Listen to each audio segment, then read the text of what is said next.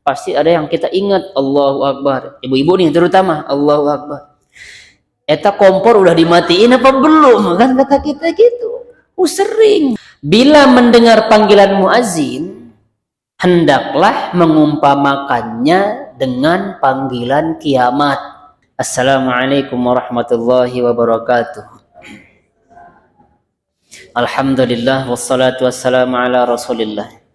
Para hadirin yang dirahmati Allah Subhanahu wa taala, pada kesempatan ini kita akan lanjutkan kajian kita yang dimana sekarang kita bahas tentang kitab kedua atau bab yang kedua, yaitu tentang toharoh dan rahasia-rahasianya, berikut dengan kitab salat dan apa-apa yang berkaitan tentang salat. Ketahuilah bahwa di kitab ini disebutkan bahwa toharoh itu ada 4 tahapan. Ulang ya, toharoh mempunyai 4 tahapan.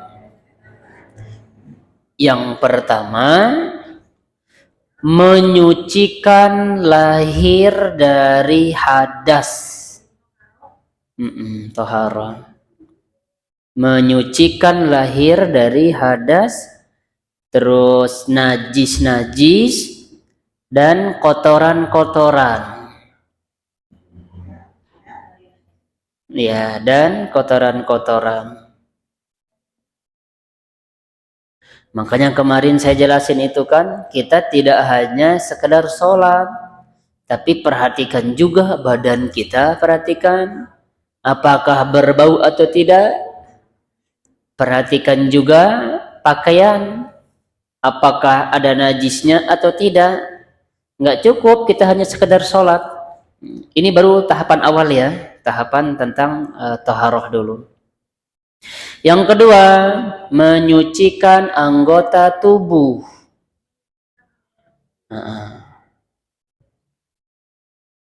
Dari apa kira-kira? Dari dosa dan maksiat. Ini sebelum kita ke tahap khusyuk dalam sholatnya.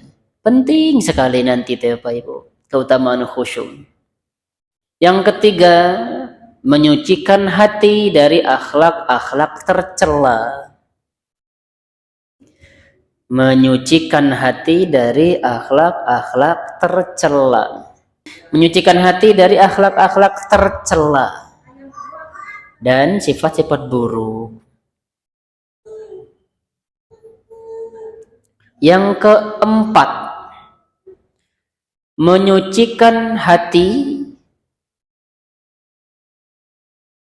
niat yang tersembunyi dari selain Allah.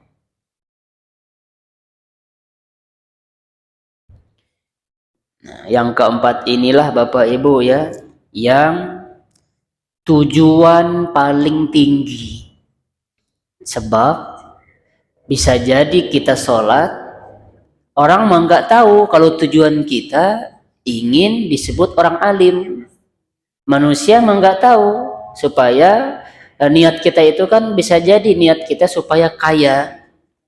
Bisa jadi nanti ketika kita sholat karena ada mertua yang datang, itu manusia nggak akan tahu.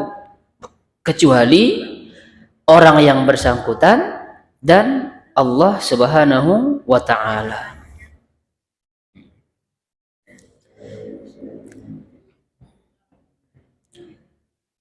Kotoran Bapak Ibu, kotoran yang patut kita bersihkan itu adalah seperti kotoran dan noda yang terkumpul di kepala, itu juga harus dibersihkan. Makanya sebelum sholat perlu sisiran, udah sisir, jangan ketombe setengah on tapi udah biarin saja gitu, ditutup dengan kerudung, ulah, itu nggak baik. Maka kita juga dianjurkannya untuk membersihkan kotoran itu dengan mandi. Kan kita mandi, udah itu sisiran, pakai wangian, tapi jangan berlebihan. Terus juga jangan lupa bersiwak.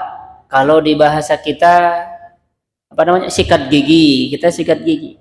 Baik ibu pakai odol atau tidak, no penting siwak, nggak pakai odol juga bisa bersih bapak ibu ya. Tapi nah itu dia, nggak harum dianya ya, hanya menghilangkan kotorannya saja gitu. Nah sekarang ini yang pentingnya bapak ibu ya, keutamaan khusyuk. Itu mah tadi muqaddimahnya. Dari Utsman bin Affan, Nabi Shallallahu Alaihi Wasallam bersabda, tidaklah seorang Muslim yang mendapatkan waktu sholat fardu, dia membaguskan wudhunya, lalu dia khusyuk dan rukuknya, kecuali merupakan pelebur bagi dosa-dosa sebelumnya. Jadi intinya Bapak Ibu, barang siapa yang mendapatkan waktu sholat fardu, pas lagi aja nih Allahu Akbar, terbesit di hati ibu, wah sudah sholat zuhur, wudu, ibu teh wudu, menyempurnakan wudu, lalu kemudian ibu langsung sholat. Jangan mentang-mentang ibu tidak sholat di masjid lalu kemudian diakhiri sholatnya. Seorang perempuan yang mengakhiri sholat walaupun dia sholatnya di rumah dapat dosa Bapak Ibu. Kenapa?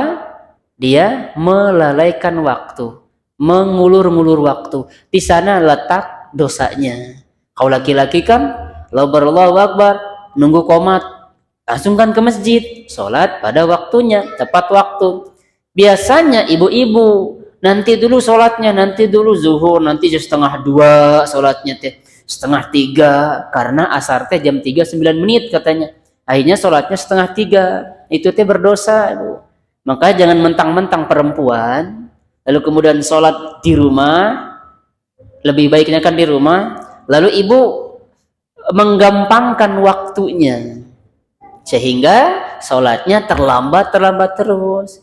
Nah, pas susahnya si ibu ya udah selesai qomat atau orang sudah turun dari masjid, ibu sholat.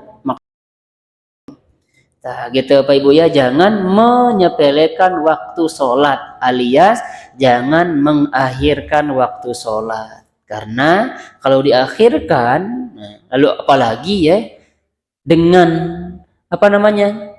main HP, scroll terus deh Pak Ibu. Lalu kemudian ternyata waktu asar sebentar lagi, yang dimana ibu belum sholat, dosa.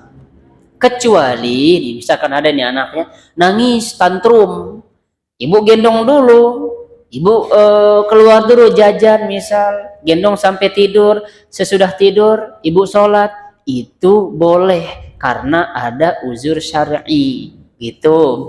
Ini mah nggak ada sama sekali, nggak ada uzur. Main TikTok terus tuh, astagfirullahaladzim, poho misal kata ibu teh 2:30, dosa itu teh. Mentang-mentang sholat di rumah kan seenaknya doang, apalagi isya misalnya, isya ini wah terakhir sholatnya, maghrib juga masih aja ya, sinetron apalagi sinetronnya deket-deket maghrib, masya Allah, udah iklan masih diem, sebentar lagi ini iklan, sebentar lagi udah mulai, terus makin antang jadi nonton sinetronnya. Nah itulah dia Bapak Ibu, kalau setan tidak bisa menggoda ibu supaya ibu durhaka ke suami, ibu masih kuat misalkan, masih taat ke suami, dari sini aja, dari sinetron. Apa kata setan? Tunggu bentar lagi, nanti kalau sholat ketinggalan scene-nya nanti gitu. Kan gitu jadinya, nanti ketinggalan momen baiknya, momen sedihnya, akhirnya ibu anteng dia. Tiba-tiba bentar lagi azan isya, ibu langsung buru-buru sholat gitu. Terus nanti aja di jamak kata ibu teh. Boleh di jamak, tapi waktunya tidak tepat. Ini mah gara-gara sinetron. Ibu jamak sholat, boleh bu menjamak. Ibu lagi sibuk apa, uzur syar'i ini misal, ibu mau jamak nanti zuhur asar contoh ya, boleh. Cuman ini mamanya nonton sinetron sinetronnya lagi apa ya, begitulah ya, ada kemaksiatan. Nah, itu nggak ada alasan buat ibu untuk menjamak sholat. Nah, ibu boleh lihat ya di kitab ini, Abdullah bin Az-Zubair. Dia kalau sholat itu seperti pohon. Kalau sholat, diam, saking khusyuknya. Bahkan di sebuah riwayat disebutkan, ada burung justru hinggap di tubuh dia. Nggak kerasa, saking khusyuknya sholat. Kita mah beda.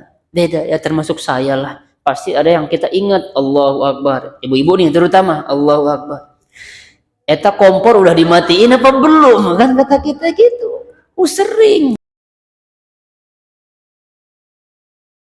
Udah dimatiin belum? Eta anak-anak tadi teh udah dikasih uang jajan apa belum? Banyak. Udah sampai belum di sekolahnya. Itu memang pikiran-pikiran yang dimana setan membisikkan berkali-kali lipat kepada kita. Tapi ada caranya nanti untuk menghilangkan itu. Minimal mengurangi. Ada caranya nanti di halaman selanjutnya. Lalu kemudian Maimun bin Mihram, Bapak Ibu. Dia kalau sholat, dia tidak pernah nengok. Selalu melihat ke tempat sujud. Ini salah satu cara supaya kita khusyuk dalam sholat.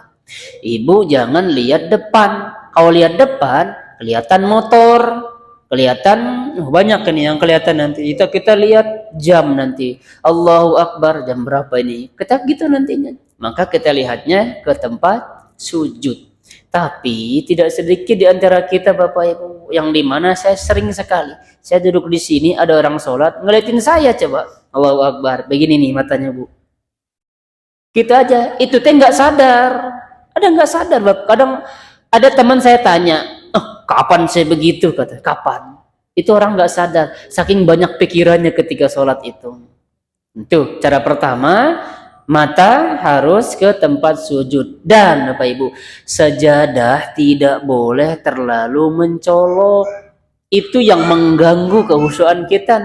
Iya, asa garisnya bengkok kata ibu tehnya. Ininya nggak simetris kita di sajadahnya teh. Itu kadang pikiran kita.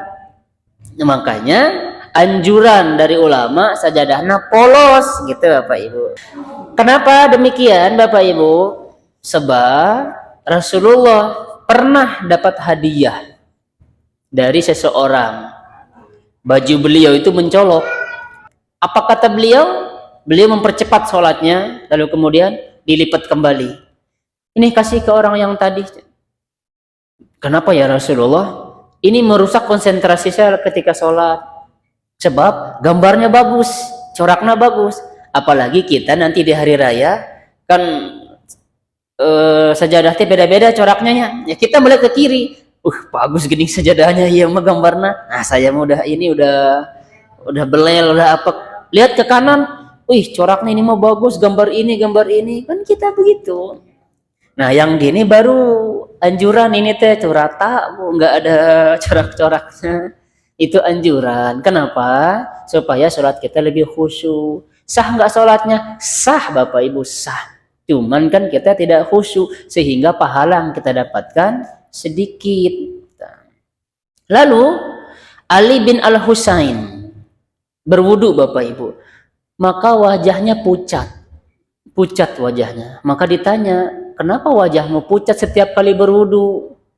Apa kata beliau? Tidakkah kamu tahu bahwasanya saya akan menghadap kepada Rob yang maha besar, yang maha bijaksana, yang maha mengadili, yang maha memberi rezeki. Pucat dia Bapak Ibu ketika mau sholat.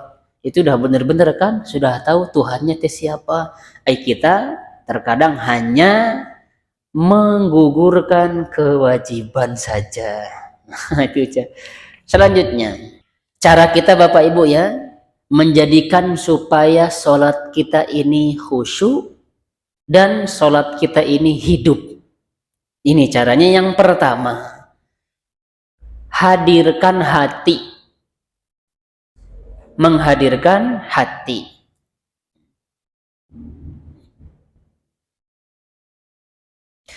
Menghadirkan hati salah satunya adalah dengan semangat yang tinggi. Kalau orang terbiasa mendengarkan azan, pasti dalam hatinya, waktunya sholat, dia akan siap-siap langsung Bapak Ibu berwudu. Itu teh menghadirkan hati. Kalau sudah azan, qomat, lalu ibu santai-santai saja, berarti hati belum dihadirkan. Itu maksudnya. Menghadirkan hati itu adalah kita persiapan. Udah azan atau sebelum azan kita sudah berwudu. Kalau semangat kita tinggi, otomatis nanti hati kita juga pasti akan hadir ketika sholat. Maka oleh karenanya tidak ada cara untuk menghadirkan hati selain kita memfokuskan konsentrasi terhadap sholat itu sendiri. Bagaimana caranya? Pertama, kita berusaha. Ini berusaha nih Bapak Ibu. Wajib misalkan kita atau ibu misalkan bisa, alhamdulillah. Kalau belum ngerti-ngerti juga karena kita bukan orang Arab, kita berusaha memahami apa yang kita baca. Itu caranya Bapak Ibu menghadirkan hati. Kiat-kiat khusyuk dalam sholat. Allahu Akbar. Ketika kita mengatakan Allahu Akbar, pan itu Allah Maha Besar. Tapi ibu jangan ganti. Sebagian kan di Indonesia itu rupa-rupa Bapak Ibu. Boleh sholat pakai bahasa Indonesia katanya. Allah Maha Besar. Segala puji bagi Allah yang Maha Pengasih lagi Maha Penyayang. Ada loh pendapat yang demikian di Indonesia. Itu tidak sah sholatnya Bapak Ibu. Apa tadi? Kita berusaha untuk memahami makna atau apa yang kita baca atau apa yang kita ucapkan tersebut. Karena itu adalah unsur yang paling penting Bapak Ibu. Kalau kita paham maknanya mah. Dan saya yakin tidak semua kita paham dengan makna apa yang kita baca dalam sholat kita.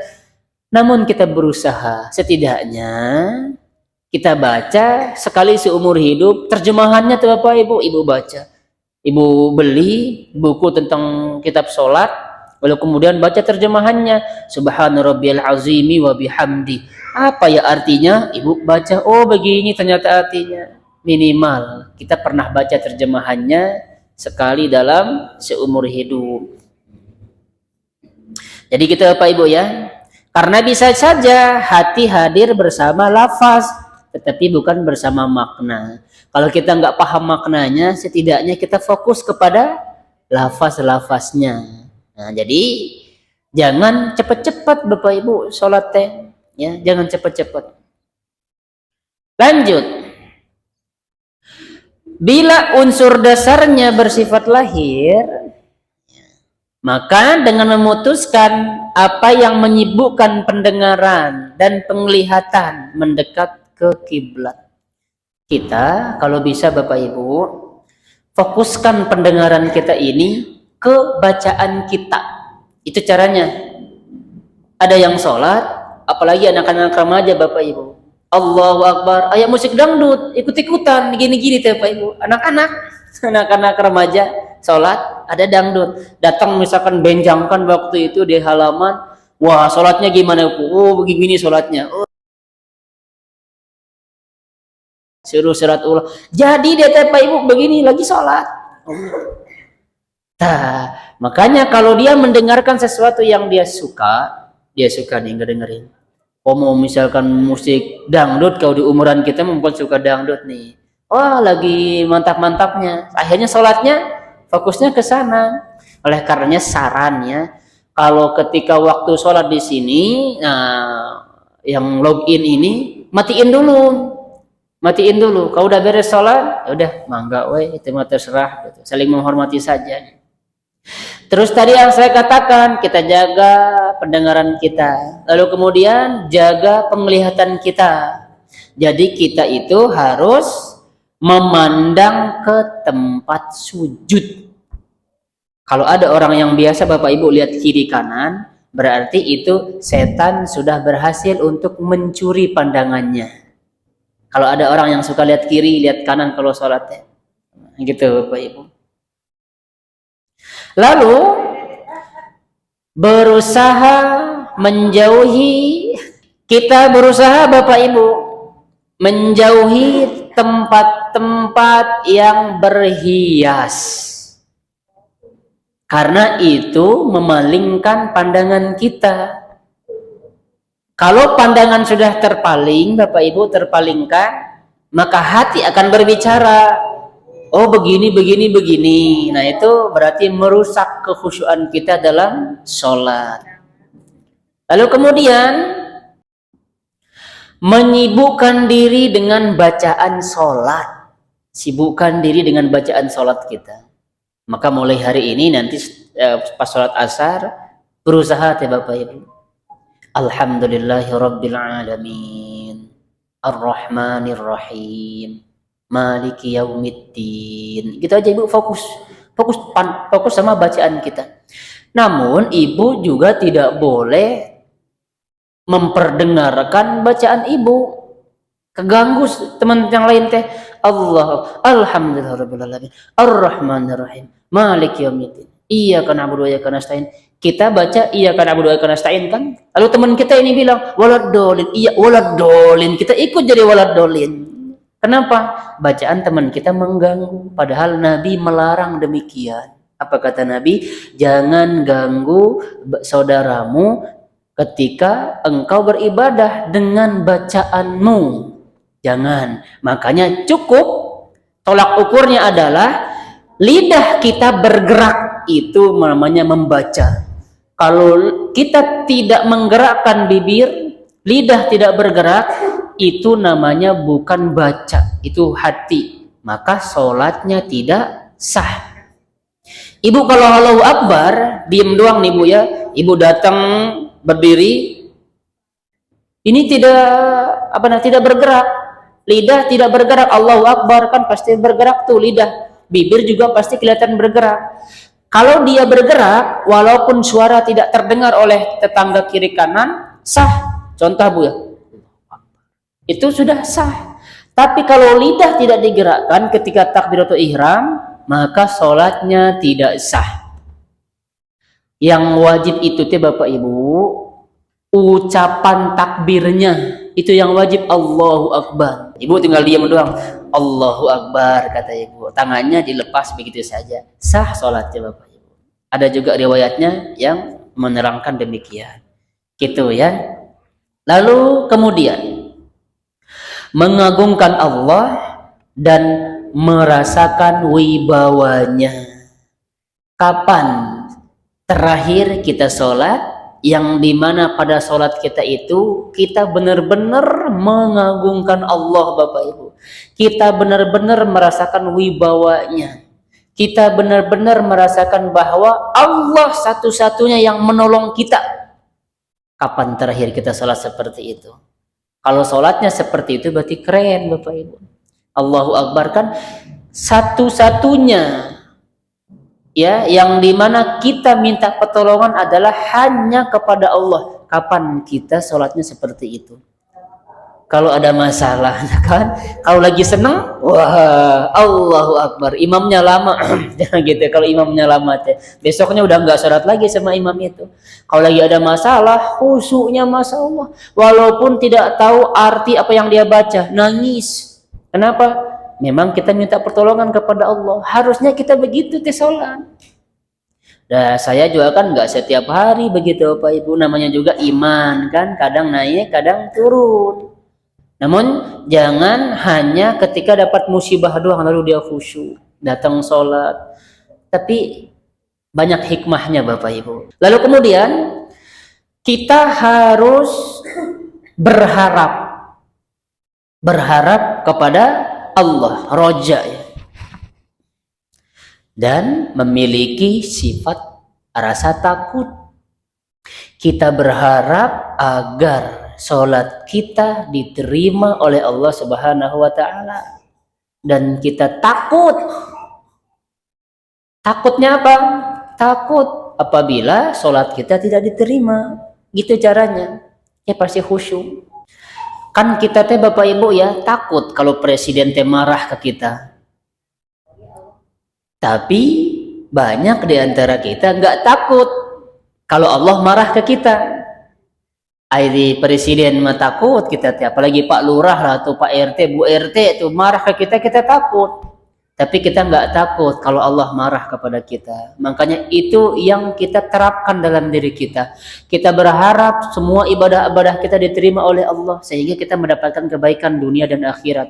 Kita juga takut, khawatir kita Bapak Ibu. Nanti bagaimana kalau Allah marah kepada kita? Makanya kita serius dalam sholat gitu. Serius dalam sholat, insya Allah Bapak Ibu semuanya akan jadi solusi. Maka kalau ada di antara kita sholat tapi belum tenang, sholatnya masih salah. Kita lagi sholat, mikirin bagaimana ini masa depan anak, bagaimana masa depan anak saya nanti. Kok dia belum ini, dia belum kerja begini. Nanti kalau saya mati dia makan apa? Berarti kita salah dalam mengucapkan Allahu Akbarnya. Allah kan maha besar Bapak Ibu, maha segala-galanya. Masalah kita bagi Allah mah aduh saumprit. Allah maha penolong, Allah pasti akan menolong Bapak Ibu selagi dia masih bertauhid. Jangankan muslim Bapak Ibu, yang kafir saja ditolong oleh Allah. Masa anakku kata ibu, anak kita yang dia sholat Bapak Ibu, dia mengucapkan syahadat, dia muslim, nggak mungkin Allah tidak menolong mereka. Itu yang kita ucapkan ketika sholat ya Bapak Ibu. Iyyaka na'budu wa iyyaka nasta'in. Allah Bapak Ibu, semata-mata yang kita sembah itu satu-satunya adalah Allah, dan tempat kita minta pertolongan itu adalah hanya kepada Allah. Terapkan dalam hati kita, insya Allah kita akan tenang Bapak Ibu. Kan kata Allah, wasta'inu bis-sabri was-shalah. Jadikanlah Bapak Ibu sabar dan sholat sebagai penolong, jadi penguat kita. Ada masalah, sholat Bapak Ibu, kita udah baca dalam sholat kita. Kita berdosa, sholat. Ada yang kita baca dalam sholat kita, Rabbighfirli warhamni, pan itu kita baca dalam sholat kita Bapak Ibu. Masya Allah kita khusyuk dalam sholat kita. Nah itulah ya caranya, di antara cara supaya sholat kita ini hidup, supaya sholat yang kita lakukan ini sholat dengan khusyuk. Selanjutnya, ini rincian tentang apa yang patut hadir dalam hati pada setiap rukun dan syarat dari bacaan serta gerakan sholat. Nah, apa saja dia? Bila mendengar panggilan muazin, hendaklah mengumpamakannya dengan panggilan kiamat. Kan kita mah nggak begitu, makanya kita mah santai, scroll. Ada belum kiamat nanti masih lama. Akhirnya udah azan masih aja nonton scroll, udah qomat masih aja. Orang sudah turun dari masjid, mungkin masih ada waktu 2 jam deh, masih ada waktu 1 jam deh. Makanya di kata-kata kitab ini, kalau kita mendengarkan panggilan azan, umpamakan itu adalah panggilan kiamat. Kan kita udah tahu kiamatnya gimana. Orang yang mengandung masih 2 bulan, masih 3 bulan, brojol Bapak Ibu, itu disebabkan karena dahsyatnya hari kiamat. Luar biasa kiamatnya. Nah itu caranya supaya kita ini buru-buru Bapak Ibu, singkan baju buat berwudu kan, langsung ibu teh sholat. Terlepas dari ibu mau sholat di masjid atau tidak, itu mah terserah ibu, itu mah kan. Lalu kemudian itu cara yang pertama Pak Ibu ya. Tadi kalau kita mendengarkan azan, maka kita umpamakan seperti panggilan kiamat. Itu yang pertama. Yang kedua, kan kita sholat teh, aurat kita kan ditutup tuh. Nah itu pada kita mengumpamakannya Allah menutup aib-aib kita. Kan faktanya Allah tidak bongkar aib kita Bapak Ibu. Kan kita sholat udah banyak tuh kemaksiatan yang kita lakukan, tapi manusia nggak tahu. Kenapa? Allah tutup aib-aib kita. Makanya pas kita sholat kita tutup aurat. Berarti kita di sana membayangkannya bahwa selain kita menutup aurat ketika sholat, Allah juga menutup aib-aib kita. Kan dosa kita ini udah banyak Bapak Ibu. Dosa kita, dosa suami, dosa anak ditutup oleh Allah. Nah, itu caranya supaya kita hadir ya, hati kita hadir pada setiap rukun atau sholat atau tata cara bacaan dan gerakan yang kita lakukan. Lanjut. Bila kita bertakbir, maka kita katakan, wahai orang yang sholat, maka hatimu jangan mendustakan lisanmu. Kecuali bila dalam hatimu terdapat sesuatu yang lebih besar daripada Allah. Kalau ada yang kita anggap lebih besar daripada Allah, pastilah ketika kita mengatakan Allahu Akbar, sia-sia jadinya Bapak Ibu. Makanya kan sholat kita sering tidak khusyuk karena kita menganggap ada yang lebih besar daripada Allah. Tapi kalau kita jadikan Allah satu-satunya yang maha besar Bapak Ibu, tidak ada tandingan, kekuasaannya tidak ada yang melebihinya, Allahu Akbar kita benar-benar khusyuk kita dalam salat kita. Benar kita tidak hanya mengatakan Allah Maha Besar doang, tapi dalam hati kita, keyakinan kita, tindakan kita mencerminkan apa yang kita baca. Paham? Alhamdulillah. Lanjut. Bila kita membaca ta'awuz, baca ta'awuz, maka sadarilah bahwasanya tempat kita berlindung hanyalah kepada Allah. Kan kita sebelum sholatnya kita ta'awuz kan Bapak Ibu. A'udzubillahi minasyaitonirrajim. Bismillahirrahmanirrahim. Kan kita gitu. Belum baca Al-Fatihah kan ta'awuz dulu. Tapi kalau kita berlindung selain kepada Allah atau hanya berlindung kepada hati kita, maka sia-sia Bapak Ibu ucapan kita teh. Ongkoh kita mengatakan a'udzubillahi minasyaitonirrajim. Kita berlindung kepada Allah dari godaan setan. Setan yang terkutuk. Tapi di samping itu ternyata kita minta pertolongan kepada selain Allah. Makanya dalam doa kita ya, Ibu masih hafal, mudah-mudahan masih hafal ya. Ya Allah, cukupkanlah kami dengan harta yang halal, supaya kami, agar kami tidak memakan harta yang haram. Ya Allah, cukupkanlah kami dengan karunia-Mu, agar kami tidak meminta kepada selain-Mu. Nah, itu mudah-mudahan masih ingat ya. Pakai bahasa Indonesia Bapak Ibu. Bahasa Arabnya mah Allahumma kfini bihalalika an haramik wa aghnini atau wagnini bifadlika amman siwak. Nggak hafal Arabnya Indonesia ya Pak, Indonesia supaya kita lebih khusyuk karena kita paham. Apa tadi Bapak Ibu? Ta'awuz ya. Itu. Selanjutnya kita merasakan tawadu dalam ruku dan sujud kita. Tawadu Bapak Ibu. Tambahan kehinaan dalam sujud, kita merasa hina ketika sujud. Kalau ruku kita harus tawadu Bapak Ibu. Yang lebih kita hormati daripada yang lain adalah Allah. Tempat kita menghinakan diri itu adalah kepada Allah Bapak Ibu, bukan kepada manusia. Makanya banyak para ulama kan tidak boleh kita ruku terlalu menunduk itu kepada manusia, nggak boleh. Kita ruku dan sujud hanya kepada Allah. Apalagi terlalu misalkan ya jalan sampai pakai lutut, nggak boleh Bapak Ibu. Kepada Allah kita seperti itu. Lalu kemudian bagaimana? Ketika kita bersujud ya Bapak Ibu, ingat asal muasal kita berasal dari tanah.